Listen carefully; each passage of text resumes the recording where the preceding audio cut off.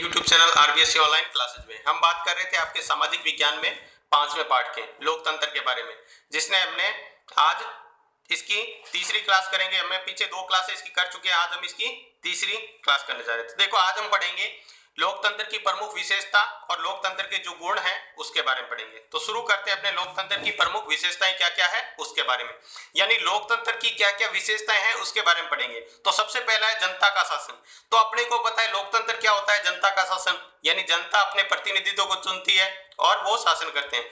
तो शासन प्रणाली के रूप में लोकतंत्र संपूर्ण जनता का शासन होता है, यानी लोकतंत्र क्या होता है, जनता का शासन होता है। यहाँ जनता का अर्थ संपूर्ण जन समूह, यानी जनता का अर्थ किससे है, संपूर्ण जन समूह, यानी पूरा का पूरा जन समूह, जिसमें प्रत्येक व्यक्ति की बात की जाती है, हर व्यक्ति को साथ में लेकर इसमें चला जाता है।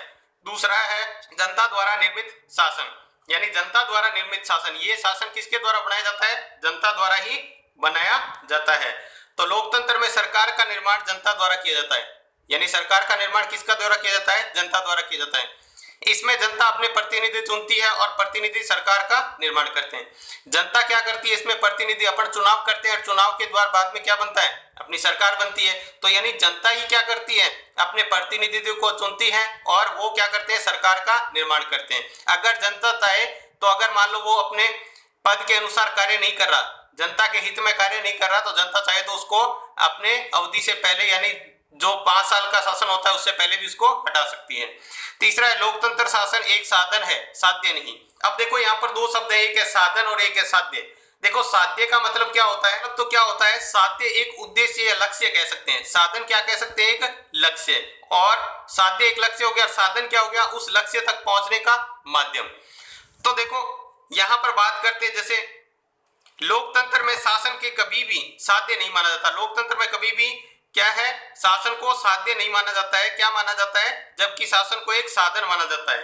देखो साध्य और साधन का मतलब यहाँ अपन डिटेल में समझते हैं। देखो साध्य का मतलब होता है कोई लक्ष्य या उद्देश्य। मान लो आपको यहां से दिल्ली जाना है, कहाँ जाना है, दिल्ली। तो दिल्ली आपका क्या हो गया, साध्य हो गया। अब दिल्ली जाने के लिए आप क्या यूज करेंगे, ट्रेन करेंगे, बस करेंगे। तो उसमें जाने के लिए आप जो यूज करेंगे, जो साधन का चूज करेंगे, वो क्या है, वो साधन है।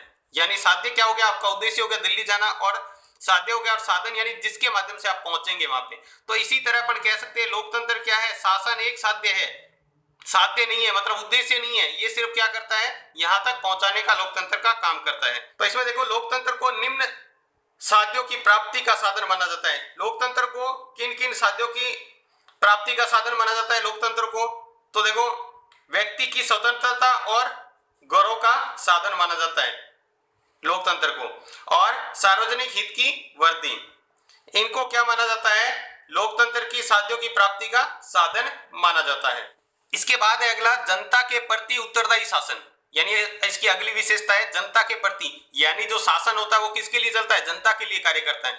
लोकतंत्र में शासन प्रणाली लोक प्रभुत्व के सिद्धांत को स्वीकारती है, यानी लोक प्रभुत्व को सिद्धांत को स्वीकारती है। अतः लोकतंत्र में शासन अपने कार्यों के लिए जनता के प्रति उत्तरदायी रहता है। यानी लोकतंत्र में शासन क्या करता है, वही कार्य करता है जो जनता के हित में होते हैं, जनता के लिए जो सही होते हैं वही कार्य, और जो जनता जो चुनती है वही कार्य क्या करता है, शासन करता है उसके लिए, जनता के लिए।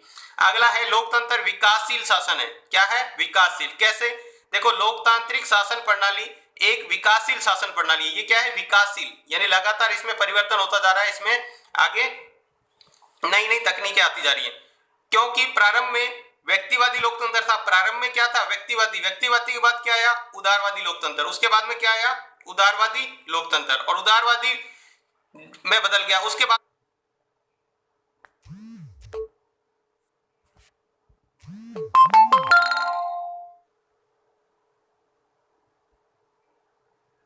में वर्तमान में इसे क्या कहते हैं, लोक कल्याणकारी धारणा से संबंधित है। इसका वर्तमान में पहले व्यक्तिवादी था लोकतंत्र, उसके बाद उदारवादी लोकतंत्र में बदल गया। आज क्या है, वर्तमान में लोक कल्याणकारी धारणा से संबंधित है, यानी लगातार इसको जनता के हित में इसको क्या है, लगातार परिवर्तन होते जा रहे हैं। और जिसमें लगातार परिवर्तन होता है तो उसे क्या कहते हैं, विकासशील, जो अच्छे के लिए लगातार परिवर्तन होता है। उसके बाद है लोकतंत्र का आलोचनात्मक परीक्षण। लोकतंत्र का आलोचनात्मक परीक्षण में इसके अंदर अपन पढ़ेंगे इसके लोकतंत्र के गुण भी पढ़ेंगे और इसके पढ़ेंगे दोष भी, गुण और दोष दोनों पढ़ेंगे पढ़ेंगे क्या इसकी अच्छाइयां और क्या इसकी बुराइयां हैं। तो लोकतंत्र के पहले गुण देख लेते हैं। तो आज अपन इसके बारे में बात करेंगे। सार्वजनिक हित में वर्दी। सार्वजनिक हित में वर्दी क्या होता है? लोकतंत्र शासन का संचालन जनता के प्रतिनिधियों द्वारा किया जाता है। यानी लोकतंत्र में जो भी शासन चलता है वो किसके द्वारा? जो जनता द्वारा प्रतिनिधि चुने जाते हैं। अपन चुनाव करके जिन प्रतिनिधियों को चुनते हैं वही क्या करते हैं? शासन चलाते हैं। ये जनप्रतिनिधि सार्वजनिक हित में शासन करते हैं। ये क्या करते हैं? सार्वजनिक हित में। सार्वजनिक हित मतलब क्या होता है? जनता की अच्छाई के लिए, जो जनता के लिए सही है उसका ऊपर शासन करते हैं। लोकतंत्र में शासन जनता के प्रति उत्तरदायी होता है। लोकतंत्र में क्या होता है? शासन जनता के प्रति उत्तरदायी होता है। जैसा जनता चाहती है वैसा ही क्या होता है? उसके अंदर शासन चलता है। जो प्रतिनिधि जो शासन चलाते हैं वो जनता के अनुसार ही चलाते हैं।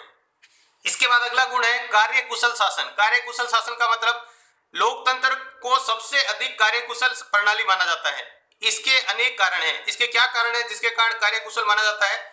इस शासन में नीतियां जनमत के अनुसार बनाई जाती है। जो नीतियां बनाई जाती है वो सारी सारी जनमत के अनुसार। जनमत मतलब जनता के मत के अनुसार, जैसा जनता कहती है उसके अनुसार ही नीतियां बनाई जाती है। और जन सहयोग भी लागू होती है। और जन सहयोग यानी जनता जैसा चाहती है तभी उसको लागू किया जाता है, अन्यथा लागू नहीं किया जाता है। इसीलिए क्या कहते हैं? लोकतंत्र को कार्यकुशल शासन कहा जाता है।